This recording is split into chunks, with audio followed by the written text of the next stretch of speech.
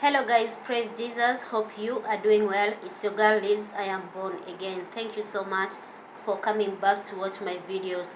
And if you are a new member, you are most welcome. And thank you so much for joining the family. And don't forget to subscribe to this channel. Don't forget to like, to share with your friends. And don't forget to comment down below in every video I upload. Yes, and God will bless you. Yeah. So my people, today bado ninalo neno ambalo ningependa sana kushare na nyinyi, na natumai ya kwamba tutaweza kubarikiwa kwa kupitia hili neno. Kwa hivyo bila kupoteza wakati mwingi ama bila kupoteza muda mwingi, tuende kwa neno ili tuweze kuona ni kipi ambacho Mungu ameweza kutuandalia siku ya leo, ama ni yepi ambayo Mungu anataka kutupasha siku ya leo, na natumai ya kwamba tunaenda kubarikiwa sote. Kwa hivyo nitaweza kusoma neno katika kitabu cha Luka sura ya 15 kuanzia mstari wa 11 hadi 32. Luke chapter 15 from verse 11 to 32. Hapo ndipo mahali ambapo Mungu ameweza kuachilia neno lake ndani ya moyo wangu, na ninaenda kushare na nyinyi hata nanyi pia mpate kubarikiwa. Amen. Nitasoma Luka 15 kuanzia mstari wa 11 hadi 32, ambalo linasema hivi. Akasema, mtu mmoja alikuwa na wana wawili. Yule mdogo akamwambia, baba, nipe sehemu ya mali inayoniangukia. Akawagawia vitu vyake. Hata baada ya siku nyingi, yule mdogo akakusanya vyote, akasafiri kwenda nchi ya mbali, akatapanya mali zake huko kwa maisha ya uasherati. Alipokuwa amekwisha tumia vyote, njaa kuu iliingia nchi ile, yeye naye akaanza kuhitaji. Akaenda akashikamana na mwenyeji mmoja wa nchi ile, naye alimpeleka shambani kwake kulisha nguruwe. Akawa akitamani kujishibisha kwa maganda yaliyokula nguruwe, wala hapana mtu aliyempa kitu. Alipozingatia moyoni mwake, alisema, ni watumishi wangapi wa baba yangu wanaokula chakula na kusaza, na mimi hapa ninakufa kwa njaa. Nitaondoka, nitakwenda kwa baba yangu na kumwambia, baba, nimekosa juu ya mbingu na mbele yako, sistahili kuitwa mwanao tena, nifanye kama mmoja wa watumishi wako. Akaondoka akaenda kwa babaye. Alipokuwa ngali mbali, baba yake alimuona, akamuonea huruma, akaenda mbio, akamwangukia shingoni, akambusu sana. Yule mwana akamwambia, baba, nimekosa juu ya mbingu na mbele yako, sistahili kuitwa mwana wako tena. Lakini baba aliwaambia watumwa wake, lileteni upesi vazi lililo bora, mkamvike, mtieni na pete kidoleni na viatu miguuni. Mleteni ndama yule aliyenona, mkachinje, nasi tule na kufurahi. Kwa kuwa huyu mwanangu alikuwa amekufa, naye amefufuka; alikuwa amepotea, naye ameonekana. Wakaanza kushangilia. Basi yule mwana mkubwa alikuwako shamba, na alipokuwa akija kuikaribia nyumba, alisikia sauti ya nyimbo na machezo.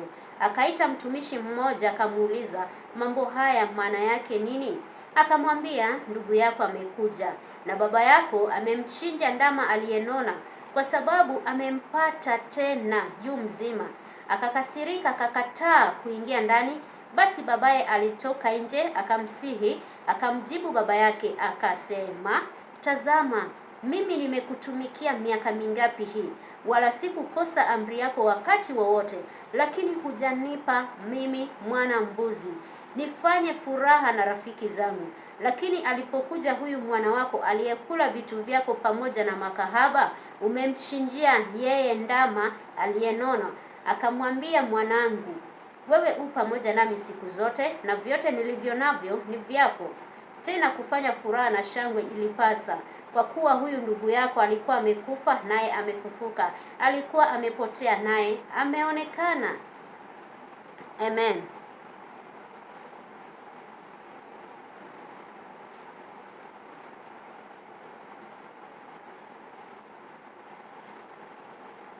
Amen. Na hilo ndilo neno la Bwana, na Bwana alibariki neno lake. Yes. Bwana alibariki neno lake. Kwa hivyo unaona ya kwamba nimesoma kuhusu the prodigal son, Yesu alipokuwa akinena ama alipokuwa akiendelea na huduma yake, aliweza kutabiria watu ama his followers concerning about the parable of the lost son. He taught about the parable of the lost sheep, the parable of the lost coin, and the parable of the lost son. And today I would love to talk about the parable of the lost son, yenye tunaambiwa ya kwamba in general tunaambiwa ya kwamba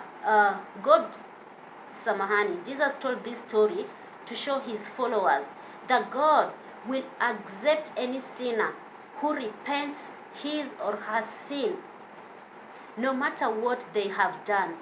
Kwa hivyo haijalishi ni dhambi gani ambayo umetenda, Mungu anataka uende mbele zake na upate kutubu dhambi, na ataweza kukuregea, ataweza kukurudia, kwa sababu our God is a loving Father. His love for us ni ile iko beyond measure.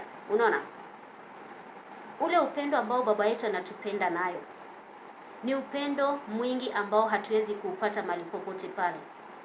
Ukirealize makosa yako na dhambi yako na uje mbele zake kwa ajili ya kutubu hiyo dhambi, yeye yuko tayari kukukaribisha kwa kupitia mikono yake miwili. He's not ready to judge you, he's not willing to condemn you.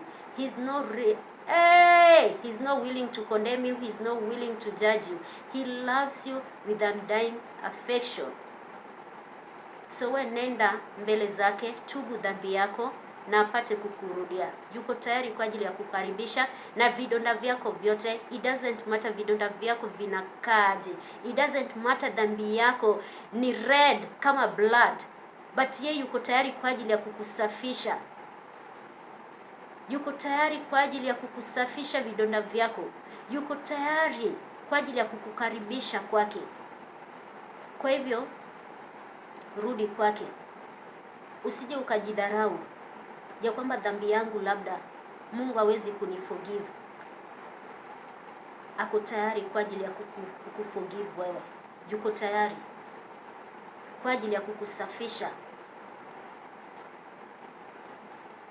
mpaka uwe mweupe kama theluji.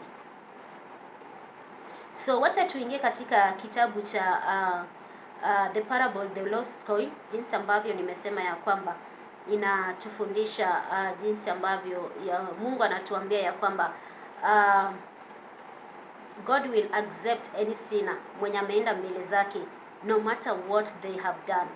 Ukienda kurepent, yeye ataweza kukukaribisha. So tunaona huyu mtoto ambaye jina lake halijatajwa. Tumeambiwa ya kwamba kuna mtu ambaye alikuwa na wana wawili, na wana wawili, yule mwana mdogo aliweza kwenda kwa baba yake na akamuomba babake urithi wake.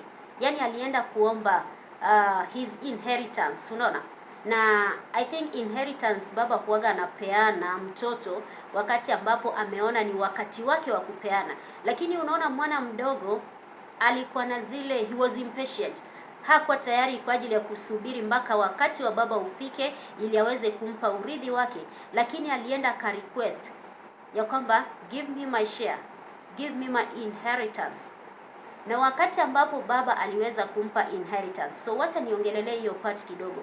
Wakati ambapo hatutaki kumsubiria Bwana ili wakati wake ufike aweze kuleta baraka katika maisha yetu, ama aje akatuletea vyote ambavyo ametuandalia. We are pushing him to give us what he did not want to give us, ama what he never planned to give us. But because we don't want to be patient, tunamsukuma ya kwamba give us, we need it. Unaona, if at all mtoto mdogo angeweza kumsubiria babake mpaka wakati yenye ile babake aliweza kuweka ya kwamba hii ndio time yenye nitaweza kupeana inheritance kwa wana wangu, kwenda labda ingekuwa kitu inaeleweka vizuri. So tusije tukampush Mungu wetu kwa kila ambacho hakuweza kutuandalia. Unaona, let us be patient na tuendelee kumsubiria. Tunaambiwaga ya kwamba God's time is always the best. So nasi ambapo tunaenda katika mbele za Bwana kila wakati kwa ajili ya kumlilia na kwa ajili ya kumuomba, tunaambiwa pia tuendelee kukuwa na hiyo moyo wa subira. Tuendelee kusubiri wakati wake ufike, lakini tusiendelee kumpush. Ataendelea kutupa vyote ambavyo si vya kwetu, si kila ambacho alikuwa amekuandalia. But because hutaki kukuwa na subira, So baba alipompea mtoto inheritance yake yenye alienda kuomba, baba hakupingana na yeye, aliweza kumpa.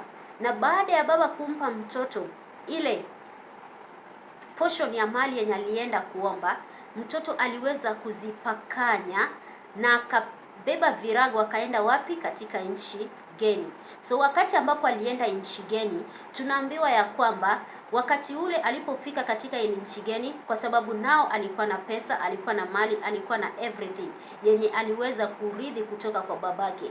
Na alipofika mahali pale, remember ya kwamba hii ni nchi geni yenye hakuna familia, hakuna relatives, hakuna anybody, friends bado hana. So anaenda ku make new friends. Unaona? Katika hii nchi geni. Na alipofika mahali pale, tunaambiwa alitumia ile pesa kwa njia mbaya, ama alitumia mali yake kwa njia mbaya. Malaki alitumia kwa njia ya uasherati, kwa njia ya anasa. So wakati ambapo alifika katika ile nchi, kila mtu aliweza kumpenda, kila mtu aliweza kumkaribisha because he had it. Na hivyo ndivyo tunaambiwaga ya kwamba when you have something, everybody want to associate with you, kwa sababu you have something to offer. But when you don't have something to offer, no one wants to associate with you. No one wants to see you around. Lakini ukiwa na kitu ya kuoffer, everybody wants to be your friend. Everyone wants to be your friend. Everyone wants to associate with you. Kila mmoja anataka kukaa karibu na wewe kwa sababu you have something to offer. But by the time umezipoteza, utaweza kuwa na hata mtu mmoja. So tunaambiwa ya kwamba watu waliweza kumpokea vizuri, akawa na marafiki wengi, akaitumia mali yake katika njia ya anasa. Na wakati ambapo pesa ziliisha, mali ziliisha. Wakati ambapo pesa ziliisha na mali zikaisha, tunaambiwa ya kwamba he began to be in need. Aliweza kuhitaji sasa. Na wakati ambapo aliweza kuhitaji, akaweza kupoteza marafiki wote kwa sababu he had nothing to offer. And here he is, mgeni katika hii nchi, hana relatives, hana marafiki. Hao marafiki ambao aliweza kupatana nao wamembwaga kwa sababu nao anahitaji. Na the lost son mwenye tunaongelea kuhusu, tunaambiwa ya kwamba he was living with the water.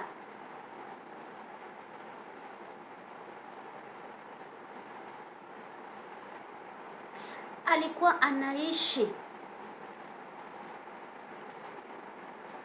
na access. Alikuwa anaishi na maji.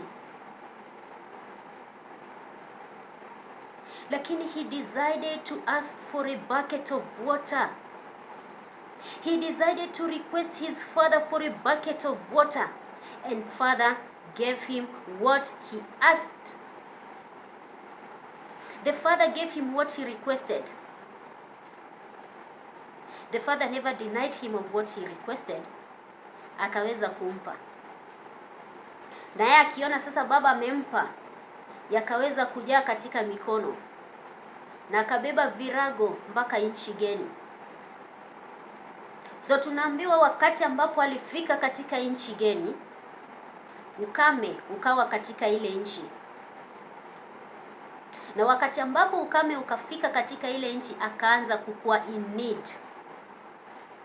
So wakati ambapo alianza kukua in need, akaweza kufanikiwa kukutana na mmoja wa hiyo nchi. Mmoja wa hiyo nchi. Na huyo mmoja wa hiyo nchi akaweza kumpeleka kulisha nguruwe. Hiyo ndo kitu yenye aliweza kumoffer. He offered him a job ya kulisha nguruwe. Akampeleka katika shamba lake. Na ni kwa sababu wakati huo hakuna yule mtu ambaye angeweza kujitokeza kumsaidia, ama hakuna mtu ambaye angeweza kumsaidia kumshughulikia kwa njia moja hadi nyingine, ama kumsaidia kwa kila ambacho alichokuwa akihitaji. So wakati ambapo huyu mwajiri akampeleka shambani mwake kwa ajili ya kulisha nguruwe, alikuwa na struggle kupata chakula cha kuweka katika kinywa chake, na sasa hakuwa na otherwise, na ndo manake tukaambiwa sasa akaanza kujilisha kwa kupitia maganda ya nguruwe, vyakula vya nguruwe, vyakula vya nguruwe. Remember, mtu mwenye anajilisha na vyakula vya nguruwe ni mtu ambaye alikuwa naishi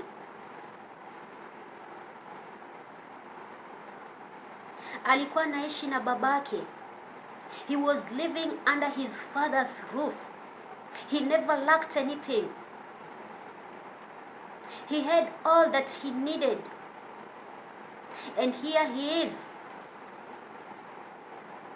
anajilisha kwa kupitia maganda ya nguruwe.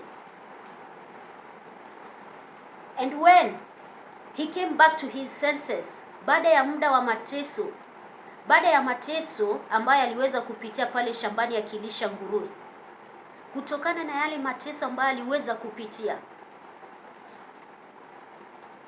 he came back to his senses. Na wakati ambapo he came back to his senses, akaweza kufikiria baba yake, na kaanza kusema moyoni mwake ya kwamba ni wangapi ambao wameajiriwa na baba, ni wangapi ambao wana chakula mezani na kusaza under his father's roof. Ni wangapi nitaweza kurudi kwa babangu na nipate kumwomba msamaha. So wakati ambapo anaomba msamaha, alisema maneno kama haya.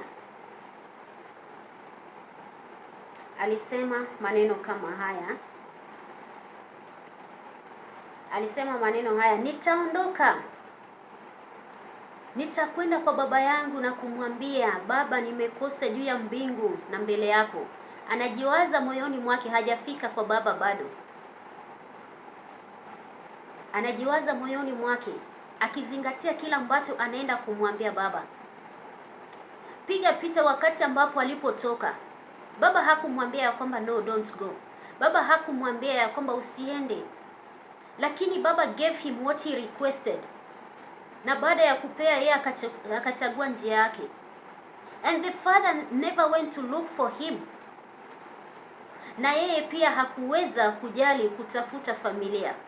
Manake maisha yalikuwa mazuri, manake pesa ilikuwa, manake utajiri wake bado ulikuwa.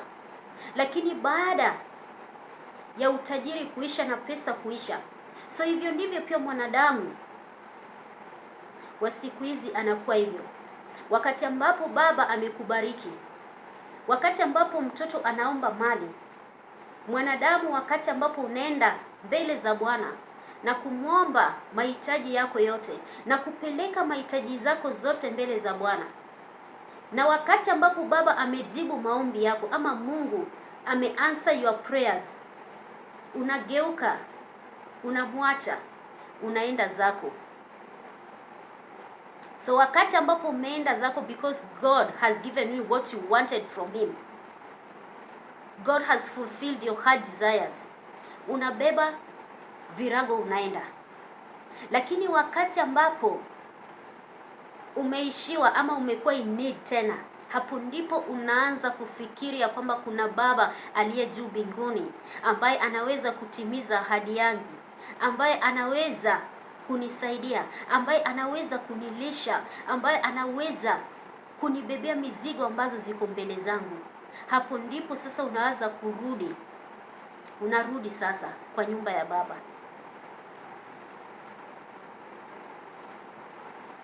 Unarudi kwa nyumba ya baba. So wakati ambapo alisema ya kwamba nitaondoka, nitaenda kwa baba, alafu tunamuona akiondoka, akienda, anasema ya kwamba yule mwana akamwambia baba, akaondoka akaenda kwa babaye.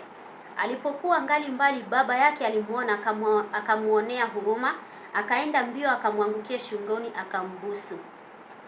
Hiyo inawaashiria ule upendo yenye baba yetu ako nayo. the love that God has for you. Inadhibitisha how much he loves us, how much he loves you. Ulimwacha peke yako ukaenda, lakini wakati ambapo unaporudi, yeye anakukumbatia na kukubusu, kuashiria upendo wake kwako. He loves you with undying affection, no matter what. Na hivyo ndivyo anahimiza the sinner, ya kwamba haijalishi ni dhambi ya aina gani utaweza kurudi nayo, mimi niko tayari kwa ajili ya kukukaribisha na kukusafisha na vidonda vyako. Niko tayari kwa ajili ya kukucleanse. Niko tayari kwa ajili ya kukukaribisha urudi mali ambapo ulipokuwa. He's not willing to judge you. He's not willing to condemn you. Just come the way you are. Kwa hivyo unaona katika hii the parable of the lost son,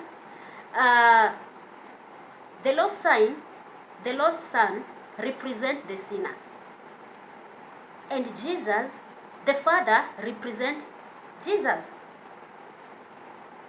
The lost son represents the sinner, and the father here represents Jesus. Wakati ambapo mtoto aliweza kurudi, baba alimwangalia akiwa kwa umbali, akamtizama, akaona ni mtoto wake, jinsi ambavyo alikuwa, maisha yake yamebadilika, hayuko jinsi ambavyo alitoka. Lakini baba enda akamkumbatia, baba akamkimbilia, akamkaribisha, kuashiria upendo.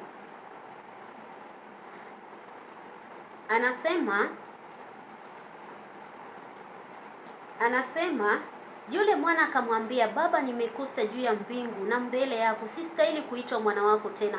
Anaomba msamaha. Na hiyo ndo kitu ambacho sisi tunafaa kufanya, kuomba msamaha. Wakati ambapo tumekosea baba yetu, wakati ambapo tumemwasi, wakati ambapo tunarudi kwake, lazima tuombe msamaha, tutubu dhambi. Sistahili kuitwa mwana wako tena. Mtoto anaomba msamaha bado. Yule mwana lakini baba aliwaambia watumwa wake, lileteni upesi zile vazi lililo bora. Baba hakuweza kujibu wala kumwambia ulitapakanya mali ukaenda. Hakuweza kumjibu. Baba hakunena jambo, bali aliendelea kuita jozi lililo bora ili apate kuvikwa. Kwa hivyo kwa mwanadamu wa siku hizi, I think hapo pia inatuambia ya kwamba wakati ambapo tukiona watu walk out of our lives, let them walk. Lakini wakati ambapo wamerudi, don't remind them of what they did, because the father is not reminding the son. You took your belonging and you went. You took your inheritance and you went, and here you are. The father never said something like that. Aliweza kumwonyesha tu upendo. So wakati ambapo watu wamebeba virago wakaenda ama wakaacha maisha yetu, wakati ambapo wanarudi ama wakati ambapo watu wametukosea kwa hii maisha, na wakati ambapo wanarudi kuomba forgiveness, we don't have to remind them of what they did. Tunaambiwa ya kwamba let us forgive them. Kuna watu wengine funny sana yenye sahi nikikukosea, alafu wakati ambapo nimerealize mistake yangu, nikakuja kuomba msamaha, utaniuliza ulifanya hivi na hivi, sijui ulifanya hivi na hivi, sijui nini ulifikiri hutarudi, unaona? Lakini neno linatuambia kwamba we should not do that. We should not remind people of what they did in the past. It means they have come back to their senses. Wakati huo they were full of themselves. But now they have realized their mistakes and they have come back to themselves. Na ndiposa anaomba msamaha. So just forget and forgive. Don't remind them of what they did. Don't make them feel bad. Don't make them feel bad. That is in the past. forgive and forget, kwa sababu Yesu aliforgive. Hata nasi pia we have to forgive. Yalopita si ndwele, tugange yajayo, ama yasipite si ndo. Kuna hii yenye Wakenya wanasemanga, lakini nitasema yaliyopita si ndwele, tugange yajayo. I think kuna kitu tumejifunza mali pale. Nileteni upesi vazi lililo bora, mkamvike, mtieni pete kidoleni na viatu miguuni. Baba amesema jambo. Baada ya mtoto kuomba msamaha, akaweza kuagiza wafuasi wake, akaweza kuagiza the servants ili walete vazi lililo bora, wamvike pete na viatu miguuni, kwa sababu mtoto amerudi katika mikononi mwa baba, na baba anamrejeshia vyote ambavyo alikuwa ameweza kuabandon. Baba amemrejeshea. Robe ilikuwa ina the robe ilikuwa inawaashiria royalty. Robe. Yes, robe represents royalty. Pete inawashiria vitu vitatu. Wakati ambapo aliweza kuvishwa hiyo pete, ilikuwa inawashiria vitu vitatu yenye ninaenda kuongelelea kuhusu.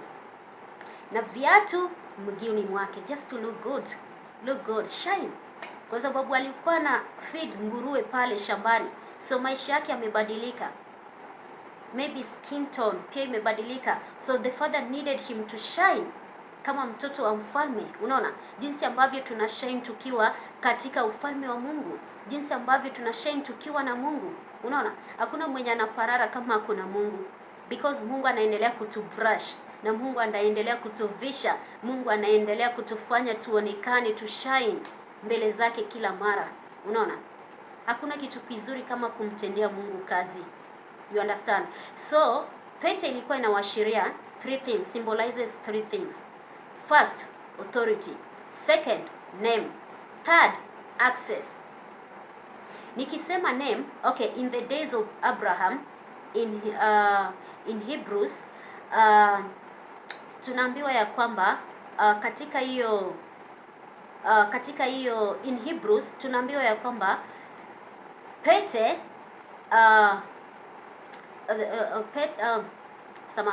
pete iliweza kupewa. Pete was given by the fathers to the children the moment the child was born. The first thing that the father could give a child was a ring. When the child was born, a father could give him or her a ring. Na hii ring ilikuwa ina symbolize vitu vitatu. Ya kwanza inakuwa ina symbolize name.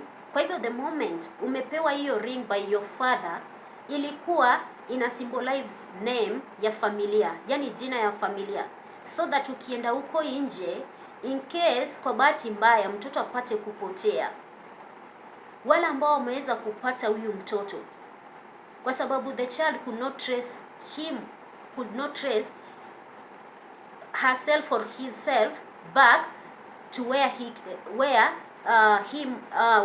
or her came from. Unaona, hangeweza kutrace back mpaka aweze kurudia mali ambapo ametoka. Lakini wale ambao wamepatana na huyu mtoto mali popote pale, wangeweza kuangalia ile ring yenye iko katika kidole chake, na waangalie jina la familia iko mali pale, na wachukue mtoto waweze kumrejesha katika familia yake. So nimesema ya kwamba ina symbolize nini? Vitu vitatu. Ya kwanza ni name, na name nimeongelelea kuhusu tayari. Ya pili ilikuwa ina symbolize access. So access ya familia ingeweza kukuwa accessible to the child wakati ambapo ameenda huko nje, maybe kushop, maybe kwa mall, maybe kwa any shopping center, na angetaka kushop anything, angeweza tu kwenda pale na kushop bila kupay anything, na hao watu the sellers wangeweza kuangalia hiyo ring na waone jina la familia, alafu wataweza kwenda kucollect the bill katika nyumba zao ama katika boma zao. So ni kitu kama, I think ilikuwa inatendeka kama credit card. Yes, niseme kama ni credit card. Unaenda tu na una shop, alafu wataangalia hiyo ring, wajue kwamba huyu ametoka katika familia gani, because jina ya familia uko mahali pale, and then watapeleka bill so and so shopped today na bill ni hivi na hivi. Aya, ilikuwa ina symbolize authority. Ilikuwa ina symbolize authority. So authority ni ile mtoto akienda huko nje, mtoto akienda huko nje na hii ring, na wangeweza kuangalia huyu mtoto ametoka wapi, na wangeweza kujua mtoto ametoka katika familia hii na hii, hii na hii, hii na hii, hii na hii, hii na hii. So wangeweza kujua mtoto ametoka katika nini hii, mtoto ameweza kutoka katika familia hii na hii. So in case of anything, unaona, in case of anything itendeke mali pale, wapatane na wewe, wangeweza kukuregesha katika hiyo familia mali ambapo umetoka. So hiyo ni vitu ambavyo ring iliweza kutendeka katika in Hebrews wakati wa Abraham. Na pia rings zimevaliwa na wafalme. Rings zimevaliwa na wafalme, the kings mostly zimevaliwa na wafalme. Na wafalme, wakati ambapo mfalme anavaa hiyo pete, inawashiria status na power. Unaona, the moment huyo mfalme amevaa hiyo ring katika kidole chake, inawashiria status na power. Na nowadays rings zinavaliwa kwa vitu tofauti tofauti, labda kwa ajili ya kusimamia upendo, maybe in weddings, in engagements, unaona, vitu kama hizo, ama just for beauty. Wengine wanaweka just for beauty, kama sasa inaweza weka tu, yani tu juu inanipendeza, lakini mostly watu wanatumia kwa weddings and engagements, vitu kama hivyo. Yeah, so I think nimepata kuelezea mali pale. Niende katika mstari wa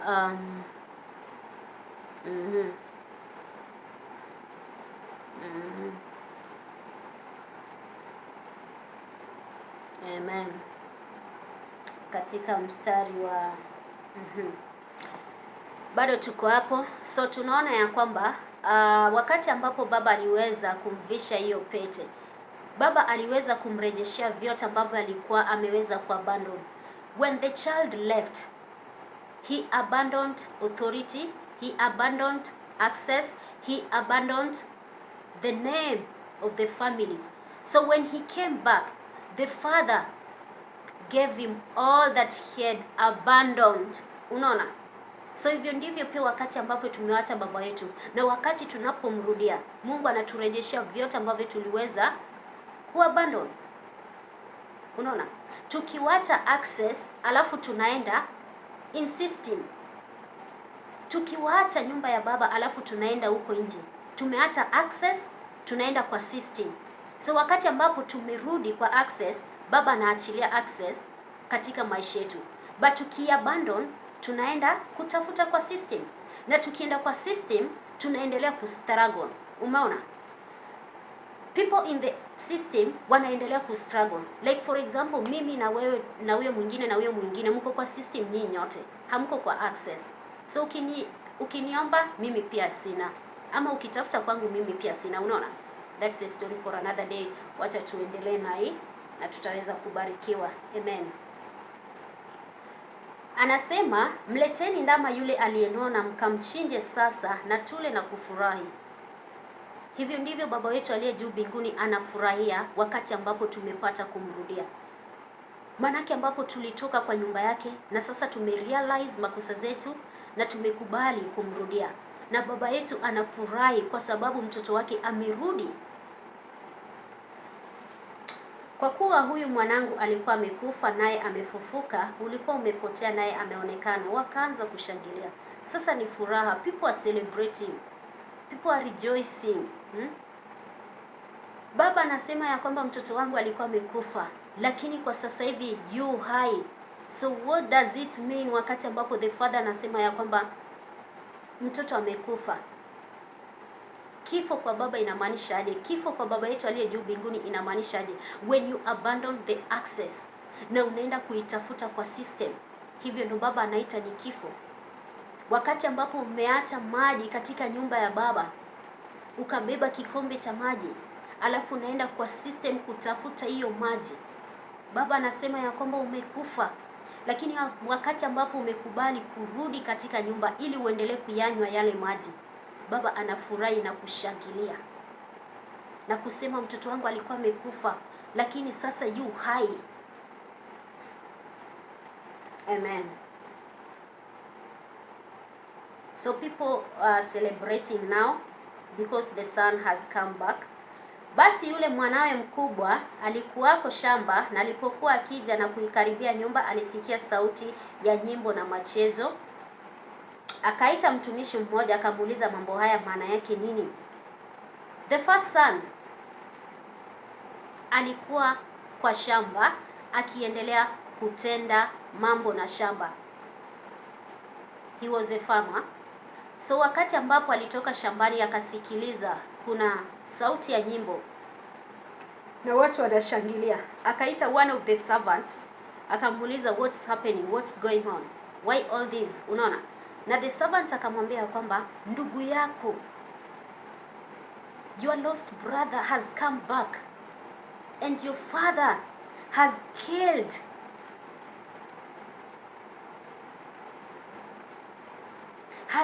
a calf. Your brother has come back, na baba yako ameua ndama mkubwa.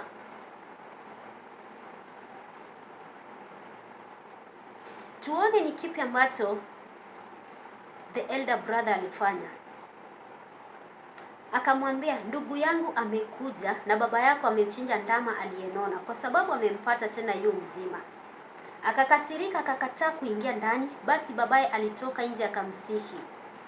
You know, sometimes nikiangalia nasemanga ya kwamba we miss the story. Each and every time tunaongelea kuhusu the lost son, jinsi aliweza kutapanya mali na akaenda katika nchi geni na akatumia mali yake kwa njia ya anasa ama ya ukahaba. Lakini ukizingatia katika maisha ya mtoto mkubwa ama mwana mkubwa, jinsi ambavyo aliweza kureact wakati ambapo his brother came back. You know, this is your brother mwenye amekuwa away for so long, mwenye you have never heard anything about him since he left, and here he is, he has come back. Unafaa kumkumbatia jinsi ambavyo baba alifanya. Unafaa kumkaribisha. Unafaa kurejoice because he has come back. But that one never happened. Why? Alikosa upendo ndani yake. He never loved his brother.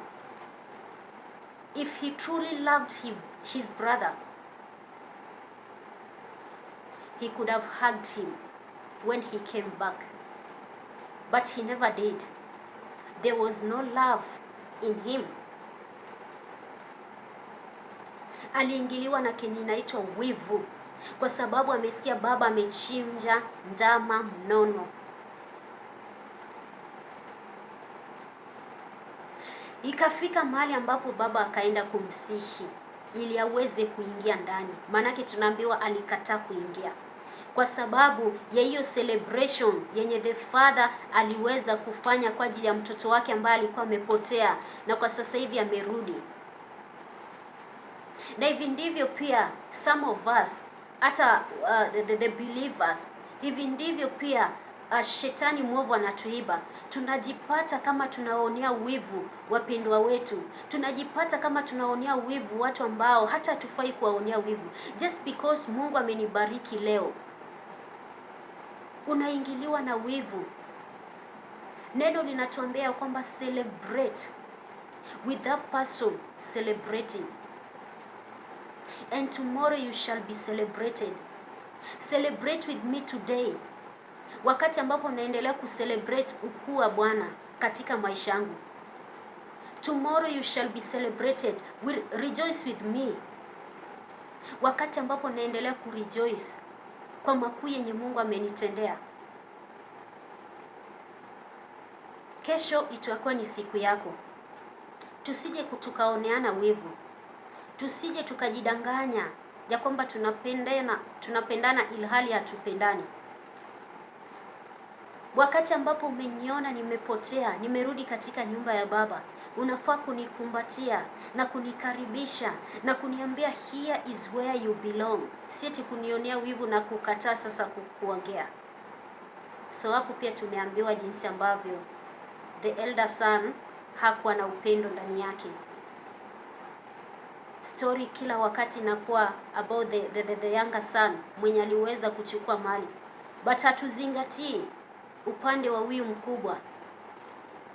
Upendo haukuonekana ndani yake. Angeweza kumkumbatia brother yake na kumkaribisha na kumwambia kwamba kaa hapa ndo mahali ambapo unastahili kukaa, lakini that never happened. Let us love each other. Tunaambiwa ya kwamba God is love, so nasi pia tuendelee kupendana. Tunaambiwa ya kwamba yule ambaye hana upendo hajui Mungu. Endelea kupendana, tuendelee kupendana.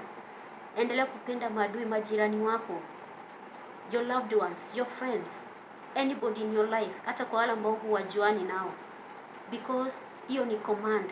Mungu alisema ya kwamba mpendaneni. Jinsi ambavyo nilivyowapenda na alivyotupenda pale mwanzo, alivyotoa mwanae wa pekee ili aje akasulubiwe kwa ajili ya dhambi zetu. Hiyo ilikuwa inawashiria upendo mwingi ambao alikuwa nao kwetu. Anaendelea kusema, akamjibu baba yake akasema, tazama, mimi nimekutumikia miaka mingi hii, wala sijakosa amri yako wakati wowote, lakini hujanipa mimi mwanambuzi nifanye furaha na rafiki zangu. Lakini alipokuja huyu mwana wako aliyekula vitu vyako pamoja na makahaba, umemchinjia yeye ndama aliyenona.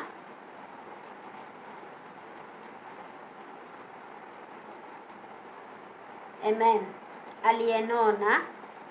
Akamwambia, mwanangu, wewe u pamoja nami siku zote na vyote nilivyo navyo ni vya kwako. Amen. Imagine amesema ya kwamba huyu mtoto mkubwa amesema ya kwamba eti nimekutumikia mangapi wala sijapata. Ni kama anajiita yeye pia ni mmoja, he's one of the servants, yet he's not. Anajiita hivyo, nimekutumikia. No, si eti nimekutumikia. Lakini baba anamuita, yeye amejiita kama one of the servants. One of the servants, lakini baba anamuita mwanangu. Unaona? Baba hamuoni kama mtumishi, kama mfanyikazi wake. Baba anamuona, anamjua kama mtoto wake. Unaona? Anasema mwanangu, wewe umekuwa pamoja nami na vyote nilivyo navyo ni vya kwako. So ni kama baba anamwambia kwamba, hey my son, your brother only took a bucket of water, but you've been here with me. You are living in the well. He only took a bucket of water. He only took a cup of water. But you've been here living with me. You've been here living in the well. Umekuwa ukiishi kwa maji. Ndugu yako alichukua kikombe cha maji, lakini wewe umekuwa hapa na mimi maisha yako yote ukiishi kwa maji. Yeye alichukua kikombe cha maji akaenda akayanywa, na yale maji yakaisha, na ndo manaki sasa amerudi. Lakini wewe umekuwa ukiishi na maji, unayanywa jinsi upendavyo bila kukatazwa. Uko na vyote, na anamwambia kwamba all that I have is yours. So hivyo ndivyo pia Mungu wetu aliye juu mbinguni anatuambia. Vyote ambavyo ni vya kwake ni vya kwetu, ni vyetu. So there will be no need for you to take a bucket of water na uende ukayanye huko nje in the system, na wakati ambapo maji yamekwisha unarudi. Get back in the house. Unaona? Njoo ukaweze kuyanywa maji. Njoo ukaendelee kuishi kwa maji. Wacha kuchota maji. Maji yako katika nyumba ya Baba. maji yako katika nyumba yake, njoo katika nyumba yake uendelee kuyanywa haya maji, manake si maji ambayo yanakwisha. Maji haya ni ya kwako ukiishi katika ndani ya nyumba, ukiishi ndani ya Baba yetu. Maji ambayo yanatiririka kutoka kwake ni ya kwako, na utaendelea kuyanywa maisha yako yote. You will never lack. All that belongs to our Father who art in heaven belongs to you, is yours forever. So stop taking a bucket of water. Stay there and continue drinking the water. Hutaweza kusikiliza kiu tena.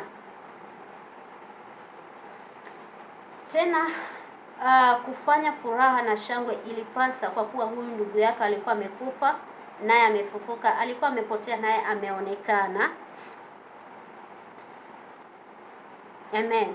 Baba amesema hiyo mara ya pili. Amemwambia ya kwamba kufanya sherehe ilipasa. Kwa sababu gani? Ndugu yako alikuwa amepotea